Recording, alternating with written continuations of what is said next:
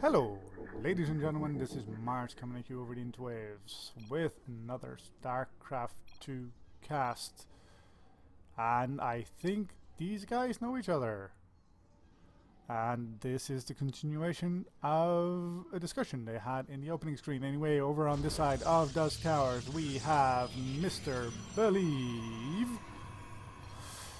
who's a Protoss. Over on this side, we have playing for Grav, EJK. What's the other button? That one. Oh. Anyway. So yeah, it does appear that these two know each other. This isn't blue versus red, so it's a custom game. And yeah, I guess we can have a little bit of talking in the early game. That's fine. So this is either a Grandmaster Master game, or considering I'm stupid about colors, this might be Platinum and Gold, because those portrait thingamabobs look fairly shiny. But I'm stupid about colors. Anyway, we have EJK going for a, well, command center first. Whereas we have Believe going for a gateway, although he is going to expand now. Let me see. I don't even know what they've been saying. So this is Dusk Towers, and it's a TVP, so that means a couple of things. First of all, this is one of the great macro maps currently in the map pool. So while there are cheeses available here, you generally, and I say generally, get longer games where player A, tries to the possibility of going mid to late game are higher than other people.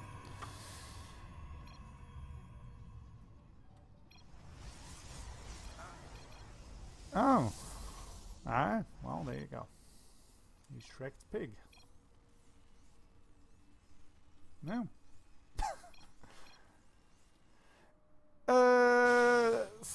So yeah, we've got both kind of, well, no, we've got 3 barracks opening for EJK, which does lend itself for a bit more aggression than some of the other openings. Not the highest on tech available, not even having gotten his gases so far, so only able to make Marines so far. I don't even know what he's expecting his opponent to do, because as these two do know each other, there's entirely the chance that Believe has a propensity of going for not good enough at this job to see what, early lots of Marines counter, although I suppose a proxy Oracle might be very much countered by this. And a little bit more, well, with an engineering bay, that might be something he's looking into. But with a little bit more certainty than you would with a Widow Mine, for instance.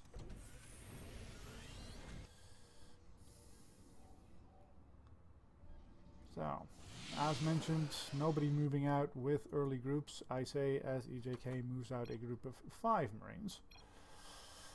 5 Marines and a Reaper following up. There's that missile turret to make sure that nothing flies into his base and or, Dark Templars. And coming back with the Marines. I wonder if there is a push out, which he was expecting with that. Which you need to see when it is moving out rather than when it's at your doorstep. He's going to go and scout with this Reaper instead.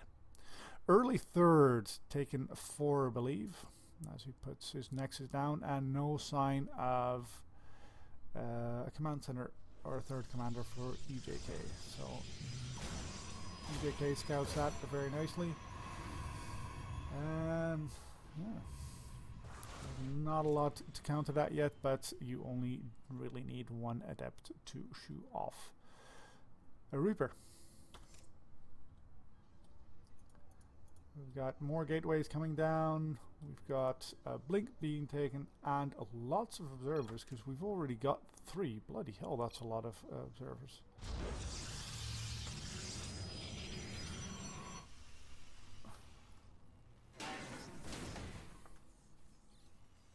finally getting that factory. Probably going to get a starport shortly after that. And we actually do have a move out by EJK now. And what does Believe have to hold this off? Well, an Adept and an Overcharge. So this might be very tricky. This might be very damaging indeed. Going for double forge as well. Oh dear. It appeared that there was a little bit of a pause there. I've got the Reaper going by in a different way to get there. We did warp in some Stalkers, and now we have 2 overcharges we can use to hold this off. But one of them is going to go down before really doing a lot of damage, and it sidesteps, taking out the mothership core, preventing any additional overcharge could be done, so we can just bypass this one. It's done right now, and as soon as that's done, well, by that time I'm afraid Believe's army will be big enough. We can take out this pylon. Yes, he does. There goes the Adept, and Blink is done, so Believe is blinking his Stalkers out backwards, but there's not enough of them in order to let Blink come off the cooldown and maybe regenerate some of those shields, and the Mothership core goes down as well. But this marks the end, maybe going to lose 1 or 2 more Stalkers, no, just the 1. Ooh, right, let's see, what was that? That was 5 probes and 4 Stalkers versus 19 Marines and 2 Marauders. 2 Mothership score though, so that's tricky. EJK floating his thing in place as well, and we've got 53 Harvesters versus 62, but we have, 3 mules. Well, we'll have 3 mills soon. So when it comes to income, it's pretty similar. We've got double liberators. We don't have any medevacs yet. Any medevacs? No medevacs whatsoever. We're going straight for that. Do have stim, no combat shields though. That's being researched now. Oh, and there goes the Observer of Believe, who says like, yeah, you know what, if I don't know what's happening up there, I'm not actually going to go in there with that little hit squad of Stalkers, and it would be a very bad idea considering the size of the army that's there waiting for him. We got us. This Liberator is going to get spotted. However, this Liberator is going to. I don't know, is that going to get spotted? Yeah, that's going to go through there. So if Believe is paying attention, he knows exactly what is coming this way. And yes, he does have one thing that shoots up here. That's maybe not the best army repositioning you want. Yep, as he sieges up here and he sieges up here. And what does Believe really have to deal with this? Not so much. So that is 1, that is 2. Has lots of workers going down. No pylon there for overcharge. I don't suppose this one or this one does that either. We've got a small hit squad coming out here just in case Believe is taking out his 4th base, which he is doing indeed. This Phoenix might be more useful. Maybe, yep, there you go. Maybe actually shooting at the thing in question. And I'm not sure what's happening here either. Fleet beacon. We have a fleet beacon, and wait, how many Stargates do we have?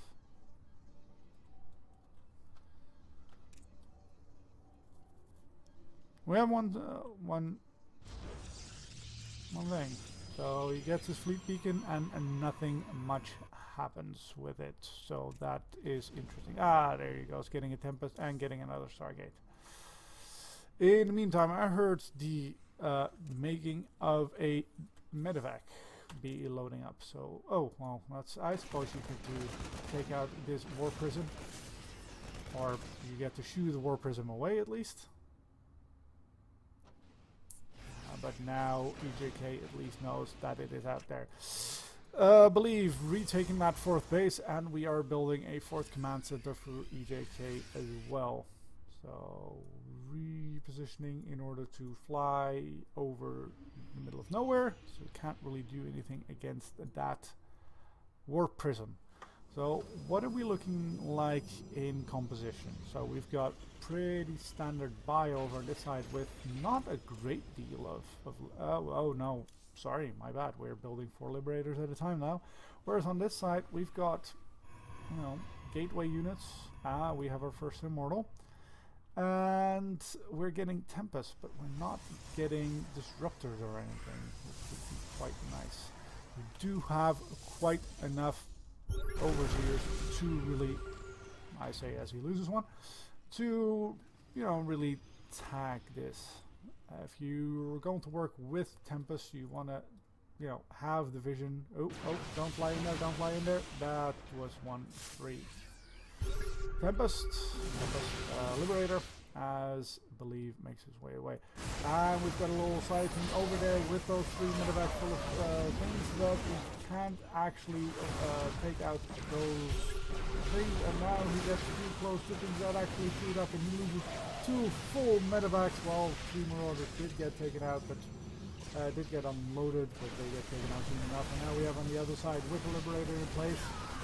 I believe going back forward like a ping pong ball, but there's quite enough here to really take care of that, and there's no reason you want to get into those liberation zones, not especially if you aren't threatened, nor if there are Tempests to just shoo them away.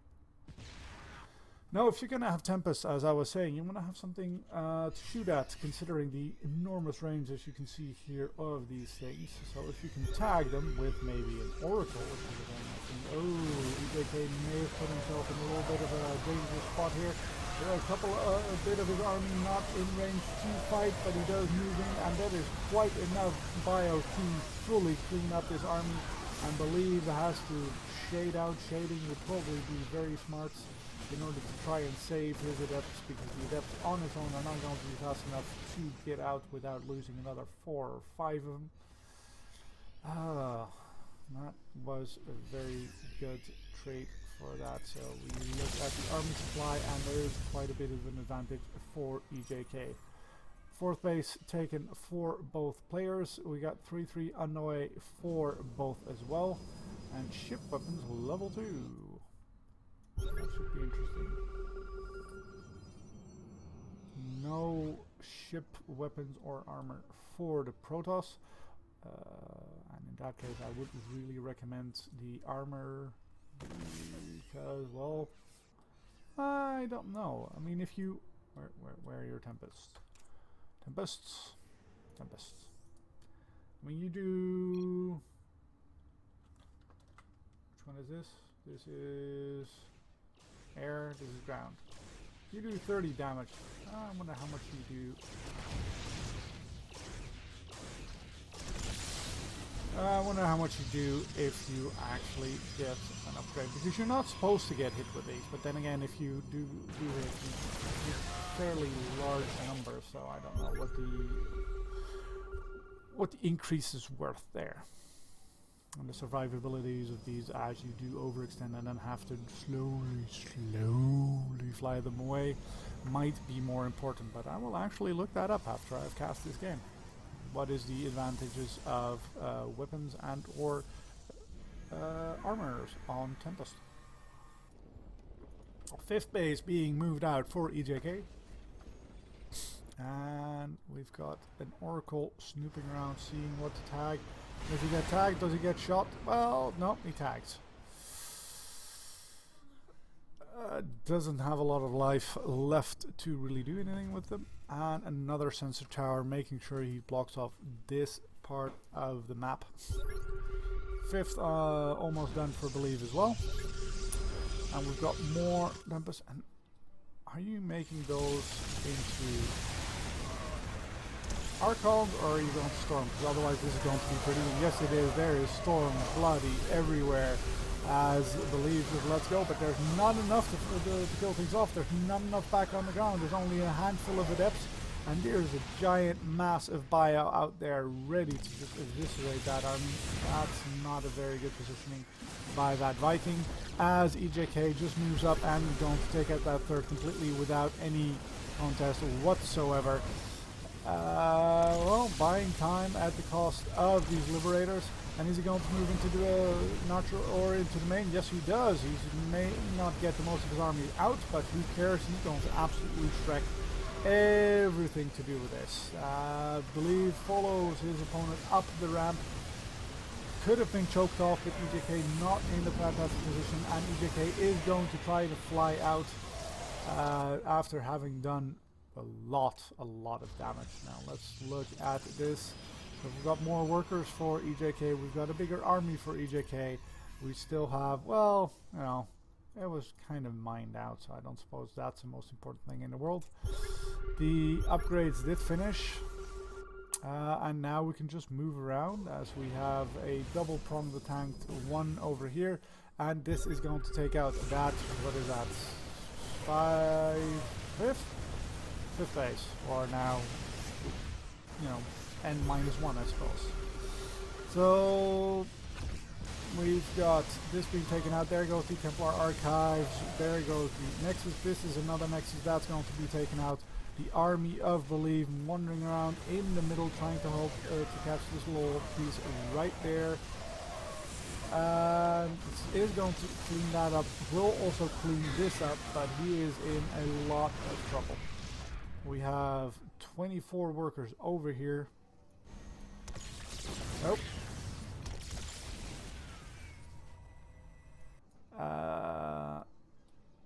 Yeah, 24 workers versus 63. We've got the army supply lead for Believe, but that's not going to last very long. We do have production for EJK. Okay, we don't have that much production for Zealots. Really, for Zealots, what's that going to do for you? For his opponent. Do you have any liberation zones which are going to absolutely kill shit here? No, we don't. We don't have any Tempest to us up either. They're not there yet. They're on their way slowly. Oh, and that's not a fantastic storm either, although if you're going to stay in it, I suppose it is. We've got a couple of ghosts on the front line there to EMP these guys and just peel the shields right off. Yep. 3 Marauders to take out a Templar right there. That should be well worth it. And Believe has to make this work. There's nothing for him to fall back on.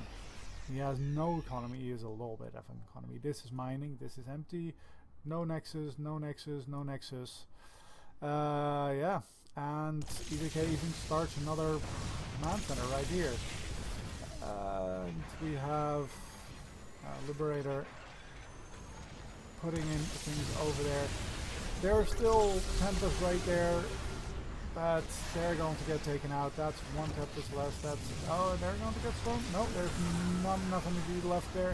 So that's one more Templar. That's the last one. No, actually we've got a couple more. They're really hard to teleport from the adept. But with this, they do clean, or EJK does clean up the rest of Believe's army. We've got 100 army supply, whereas the opponent's got 41. And that is pretty much GG. All that's left now is for him to just move in, kill either this base, or it doesn't really matter. He can kill anything.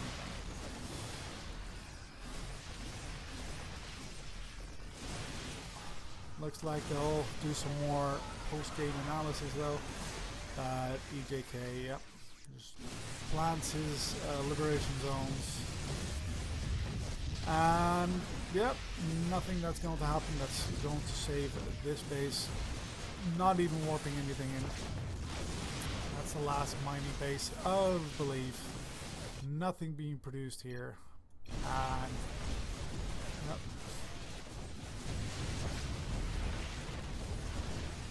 A little bit saltiness with the valid, but there you go.